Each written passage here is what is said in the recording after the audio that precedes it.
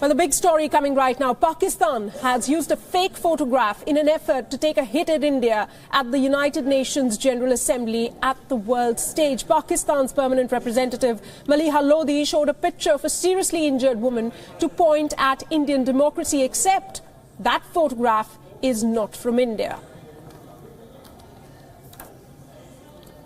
This so-called democracy is the world's largest hypocrisy. This, Mr. President, is the face of India's democracy. The picture that Lodhi used to represent India at the United Nations is actually a picture of 17-year-old Rabia Abu Joma, who was injured when 2 Israeli airstrikes hit her apartment in Gaza during 2014's war. Let's get in WION senior correspondent Raghavendra Rao. He joins me live from the newsroom. Raghavendra, this haste on Pakistan's part to rip India apart at the world stage, it actually has backfired on Pakistan. It goes on to show how desperate Islamabad is at this point. Absolutely, Sana, and as they say, haste makes waste. This is precisely what has happened, with the result that Pakistan now has egg on its face. I mean, the hurry with which Maleeha Lodhi was trying to get back at India following External Affairs Minister Sushma Swaraj's speech last night, it's clearly evident that Pakistan was finding itself under immense pressure following Swaraj's speech and was finding ways and means to get back at India. Now, choosing a photograph like that and displaying it in the UNGA and trying to say that this photograph shows the conditions in India, especially in the state of Jammu and Kashmir. The bluff has been called out. I mean, these days the social media is so active. People are constantly watching such things. Bluffs like these cannot sustain for long. That is precisely what has happened. And the kind of flack which Pakistan is receiving for this, particularly on the social media, is to be seen to be believed. All right. Also joining me over the phone line is Mr. Sushant Sareen, Senior Fellow at the Vivekananda Foundation, also a Strategic Affairs expert. Mr. Sushant Sareen, thanks first of all so much for joining us. I mean, this is absolutely absurd. Pakistan has embarrassed itself on the world stage. If nothing else is working, they thought, let's put out a picture, and that too, it wasn't verified. I mean, how does it look? I think it looks fabulous because how many times do you get an opportunity that the other side gives you on a platter to actually expose their own fake narrative? I think when India exercises the right to reply to Maleeha Lodhi's canards, I think what the Indian representative should do is hold aloft a photograph of Maleeha Lodhi and say that she embodies the fake narrative of Pakistan.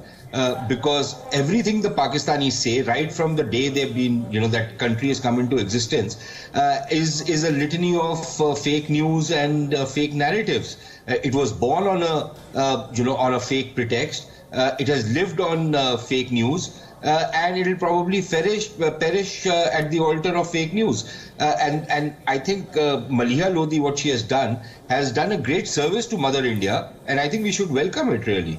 Right. Let's take in a reaction from Pakistan as well. Arslan Bhatti, editor, Dunya News, he joins us over the phone line. Mr. Bhatti, thanks so much for speaking to us. Are you embarrassed what's happened at the UNGA? Pakistan's fake narrative clearly exposed. Number one, the person talking to you before me, they said that Pakistan was born on fake narrative. That was totally wrong. Pakistan and Hindus are two separate nations. Pakistan was born on the pretext that we can't live together because we have different nature of religion. Number one, this should be clarified and it should be in the minds of all the Indians. We respect Indians. Let's cut to the present, sir. Let's cut to the present. What's happened at the UN? No, I'm coming to the point. The picture was shown by the Ambassador Lodhi was very much of Indian occupied Kashmir. I checked it with almost 13 or 14 websites. They were showing it, they were written on that picture that it was from occupied Kashmir. If few websites, because that was taken from social media. Sir, there is a record. It's on record on social media. Let me tell you, it was tweeted in 2015 on the 27th of March, to be precise, by Dr. Rami Abdu. There is proof. I am coming to that point.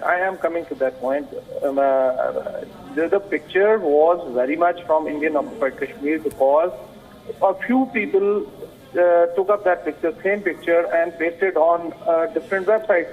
And they written under it that it was from occupied Kashmir or it was from Gaza.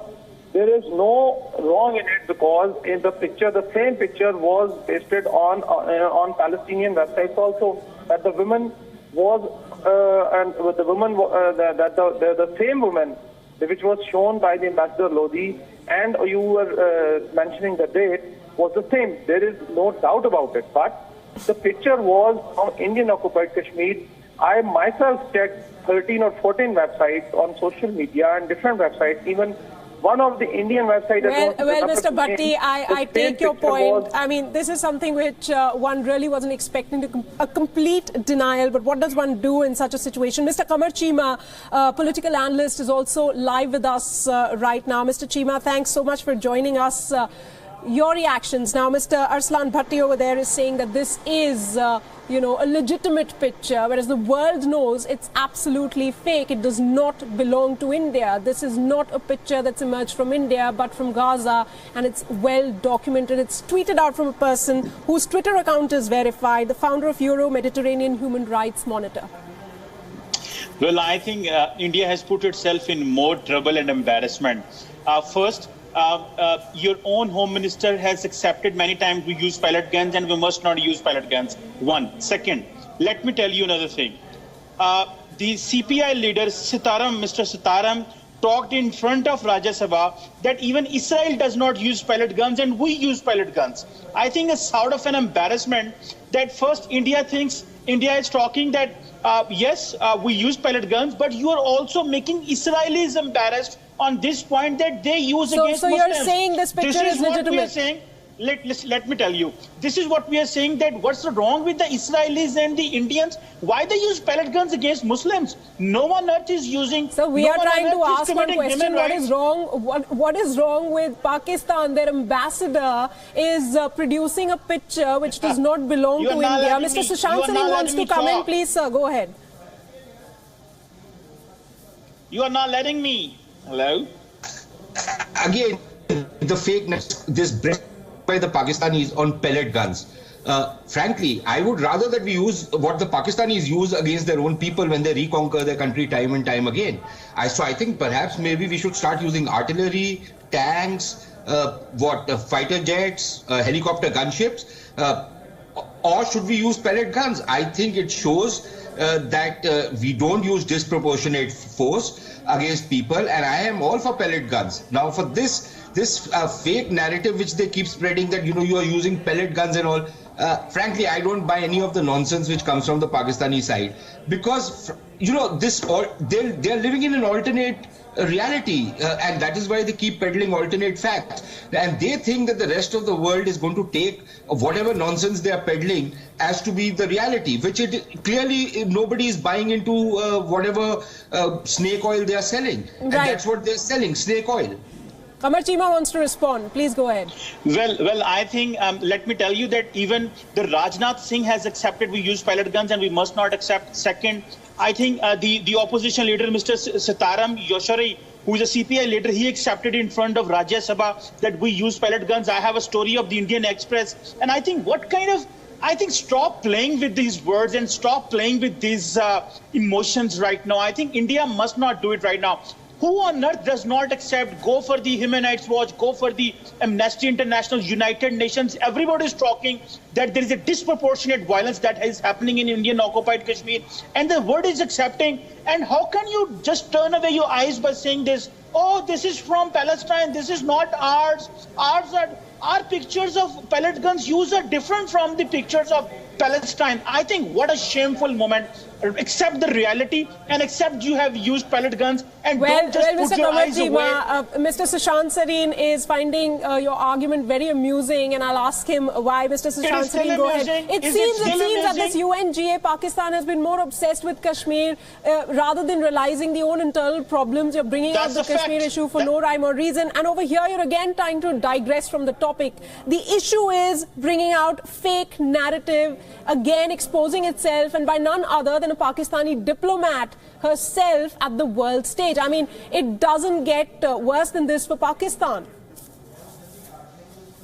Mr. Sushant Sareen. No, it doesn't. But frankly, these incoherent rants which we hear from the Pakistanis, I think I'm quite up to my neck in all of this. But look, I don't blame Maleeha Lodhi for what she's done. Now, if you look at fake websites and fake Twitter handles and you then imagine them to be the reality, today a very senior editor has posted a picture and saying that this is police brutality while it was actually police rescuing a person and taking her to a hospital. So this kind of a fake narrative by this alliance between the jihadists and the leftists is something which we have known for a fair bit of time now. As far as Maleeha Lodhi is concerned, she is known for plagiarizing her own very thesis. She is known as an editor to have peddled fake news, and that is why she got very close to the army, and that's how she's climbed up the grease pole of Pakistani politics and diplomacy. So it doesn't come as any surprise to me what she has done. And quite clearly, they had nothing real to sell. And there was nobody buying whatever snake oil they were selling. So they tried to manufacture some alternate facts and present them to be reality. And frankly, nobody's buying it. In any case, when the Pakistani Prime Minister was talking, it was an empty hall. When they were exercising their right to reply, it was an empty hall. Right. And the very fact that when the Pakistani Prime Minister, India's right of reply was given by a first secretary, but India's foreign minister that was given by the Pakistani ambassador, I think just shows the difference between the two countries. Right. Mr. Kamarchima, I know you want to respond, but also respond to this. Pakistan, their leaders have failed to cut any ice with the West as far as this UNGA session is concerned. And I'm sure you must have heard India's External Affairs Minister at the UNGA and her befitting reply to Pakistan as well in part of her speech. But it really goes on to show Pakistan is desperate and therefore resorting to these measures. Well, I think very soon India will get a cable from Tel Aviv that do not embarrass us on this, that this is from Palestine. And I think I'm waiting for that time when Israel will send a cable to New Delhi, Tel Aviv will send a cable to New Delhi. One. Second, as you were saying that Pakistan is desperate and not getting a particular reply from West, I think this is completely out of context. Pakistan's Prime Minister has met with the leadership at the UNGA. We have met with the British Prime Minister. He has met with the American Vice President, and our perspective has been very clear on the sidelines of the UN. And I think the Pakistani Prime Minister, I think India is actually feeling the heat of the speech of the Pakistani Prime Minister, and now the right of reply which our ambassador at the United Nations has given, Ms. Lodhi has given. And I think India is actually feeling the heat, and right now they're trying to change the narrative. Look, this is not us. This is Israel. This is not, we don't do. This is not our picture. This is Israel's picture. Our pictures are different from this picture. I think completely, India is completely disturbed. And completely upset with this kind of approach that is coming in. I think India has failed to defend the human rights violations. Let's try and get in another voice. Mr. Tariq Fateh, Canadian writer, broadcaster, is also on the phone line with us. Mr. Tariq Fateh, thanks so much for joining us. Your first reaction on this picture that Maleeha Lodhi introduced, which does not even belong to India, and she's using it to expose India, supposedly, at the world stage. Well, initially it's hilarious. I mean, what else? How else can one react? But if you look deeper into it, it reflects the absence of government in Pakistan. See, after the military coup that has taken place over there, you right now have multiple levels of government, a dysfunctional foreign office. You can't blame that pretty face in the United Nations. She was just given a picture and said, you have to wave it like this. Some lieutenant or captain... She does it with a lot of conviction, though. Well, they are all actors. I mean, I know Maleeha Lodhi from a very long time, from her youthful days. So this is not a serious issue. You have to realize that for a good 10 years, Pakistan didn't have a foreign minister. It doesn't have a defense minister. The main problem is that the army controls the state. It gives an impression that there's a civilian democracy. And now the prime minister, supposedly the prime minister's own staff have disappeared, being picked up by intelligence agencies. So it's a dysfunctional state on its last stand. I would just look at this as entertainment, really, because it's such a blatant lie that I don't know if she had any integrity, she would have stepped down and resign and retire for the rest of her days. All right. Mr. Tariq Fateh, thanks so much for joining us with that perspective. But Raghavendra, I want to come to you for a bit. Every time we've seen this in the past when Pakistan is in a weak spot, we've saw it, and with the increasing international isolation that we are seeing, even senior diplomats in Pakistan have in fact agreed with this. They agree that if Pakistan continues the way it is, then it will be more and more isolated. But it's happened earlier, as I said, when the surgical strikes happened. Pakistan's response was a fake video that came in where editing marks were clearly visible. There was a blast impact and not artillery fire. It was all out in the open. This is something which comes as a repeat, going on to show a pattern of sorts. Indeed, Sana, and this has been the case with Pakistan. This has been the pattern with Pakistan. Every time it finds itself cornered, particularly on the international fora by India, it resorts to things like these and tries to, shift the attention back on India. Now, the difference is that nothing wrong in attempting to do that, but at least get your facts right. Mr. Qamar Cheema used a few words. He talked about something being out of context. I would just like to respond to that by saying that here the context is about a picture which does not belong to India or does not show a person of Indian origin. And, the context is not here whether pellet guns are used in India or in Gaza or anywhere else in the world. So, this has been a pattern. Once their lie is caught, the next immediate reaction is either denial or trying to change the subject of the discussion completely. That is what I felt Mr. Qamar Cheema attempted to do throughout his remarks a while back. And, this has been a pattern of sorts. I mean, we saw what happened at the UNGA last night when External Affairs Minister Sushma Swaraj made that stinging attack on Pakistan, calling it a terror factory and many other things. Now, the need to respond to that offensive was so acute in the Pakistani establishment that, in their hurry to do so, they probably have forgotten to check basic facts. I mean, it's basically, I think it's somebody down the line will be made a scapegoat for this, I'm sure, because something like this cannot go unpunished. I mean, it's probably somebody, some clerk or somebody in the Pakistani office there who probably chose to depend on a search engine and pull out a photograph. And it's a blunder. It's a clear blunder, something which Mr. Qamar Cheema is not even agreeing with. Mr. Qamar Cheema, let's forget about this picture for a moment. Let's go back to May when Pakistan came out with a fake video. This is a fake picture. That was a fake video which had absolutely marks of editing visible, blast impact, not artillery fire. I've said this before. And it was actually something of an ID blast that was made to look like artillery fire. It's happened before. It's happening again. What is going on in Pakistan? I mean, they have clearly nothing more to say, and resorting to fake videos, fake picture, that's not going to help them, Mr. Cheema.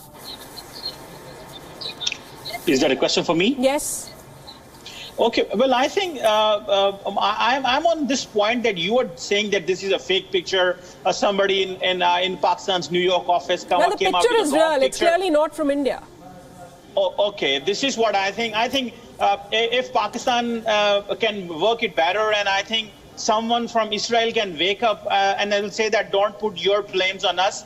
I'm waiting for the time that Tel Aviv is going to send a cable to New Delhi and say, don't do this mess. We just received your prime minister this year, and we gave him a welcome and took him to the beach and honored him a lot, and don't embarrass us this way. I'm waiting for that time, and I will wait when and they also would say that we allowed Pakistan to use a picture from Gaza at the world stage to be used as a picture which is actually taken in India. You just go on Google and search that pellet guns being used in Indian occupied Kashmir. You will have thousands of pictures, and you are saying that this is not our picture. And I think what kind of a disturbance I'm feeling and what kind of an embarrassment this is. Look, this is not our violence picture. This is in Israel's violence picture. How come can you just do this when your own home minister has been saying that we must not use this pellet guns in Indian occupied Kashmir. We will come up with a more with the weapons that will impeach, or that will have a less impact on the protesters in Kashmir. You have already accepted, your opposition had already accepted and blaming the government. Right. That even Israel does not use pellet guns. Well, Mr. Kamarji, you're completely missing the point. I think what you need to do is you need to do a Google search on this particular picture, and I get what you're trying to say, but it just doesn't cut ice as far as this argument is concerned. Quick response from Mr. Sushant Sareen, then Raghavendra wants to come in. Nothing to respond, really. Like I said, these are incoherent rantings, and this guy is supposed to be a professor, university professor. So you can imagine what the next generation of Pakistanis is going to be like. They're going to be dealing in fake narratives and fake facts and fake news.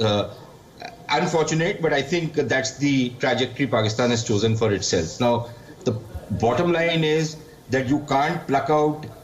Nobody says that pellet guns are not being used in Kashmir. Of course, they are being used, and they need to be used. They should be used, so, and thank you very much for accepting the fact. Need to be used. Ask him to shut up. Thank you very much for accepting the fact. You need to ask him to shut up. Shut up, please. Shut up, you too, Mr. Sushant. Please, let's remain civil. Yeah. Shut up as well. I listened to everything he said quietly. Now he needs to keep quiet and listen to me. This is not his classroom. So the point is that don't try to teach me, okay? Whenever we need to use pellet guns, we will use them. We will use whatever is required to be used to fight against terrorism and militancy in Kashmir. And we will not make any apologies for it. To the extent that we need to make sure that there are no civilian casualties unless required, unless those civilians are part of a murderous mob, then certainly those weapons will be used. And no apologies will be made to either the Pakistanis or to anybody else. And they can go and stew themselves in their own juices for all I care. That is point one. Point two, like I said, this alliance between the jihadists and the communists is a very old one.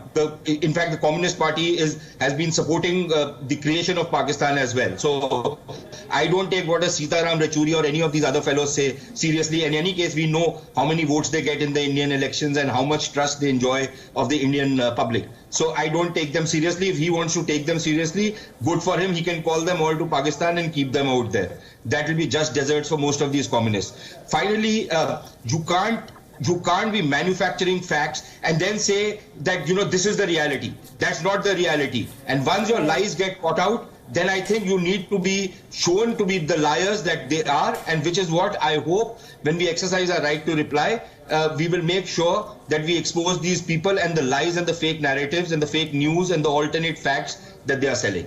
Right. Raghavendra wants to come in. Raghavendra. Well, just a couple of points, Sana. Yes, Kashmir is a conflict zone. We have a situation there for the past many years. As Mr. Sareen said, of course pellet guns are used there.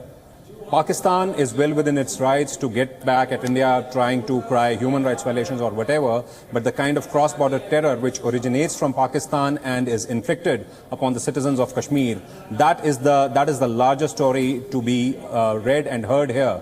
But if Pakistan is trying to say that pellet guns are used in India and there is collateral damage, at least get your facts right, at least get the right picture and put it out. Don't do random searches on search engines and come up with such photographs and embarrass your top officials at a body like the UN. Well, in the end, I would just like to say, Mr. Kamarji, you pointed out what's happening in Kashmir by showing a fake picture at the international fora. What would happen if India produces a fake picture and says this is from Balochistan? This is exactly what has happened, but, thankfully India will not and has not committed such a faux pas, such a big faux pas in front of the international audience like this. One last comment from you, and then we're going to close this. I always have to teach Mr. Sushant Sareen whenever I am on the television that, sir, the way you are using violence in Kashmir, the way you use violence, the way let's you not use get violence in personal, Kashmir, Mr. Chima, let's not get personal. The way you use violence in Kashmir, that is not the way you are democracy. Don't try to call yourself democracy. India is not a democracy. Don't portray you are the biggest democracy. Try to learn the values of democracy. Have democratic culture. let me tell you, have democratic culture and understand the democratic values if you want to show that you are democracy. This is not the way you can be a good democracy. Okay, Mr. Kamarchima, this is not a personal, slugfest match that's on here. That's all the time we have for. We got your point. Democratic culture. We got your point. Thanks so much, Mr. Kamarchima, and Mr. Sushant Sareen, also my colleague Raghavendra, for joining us here on the show.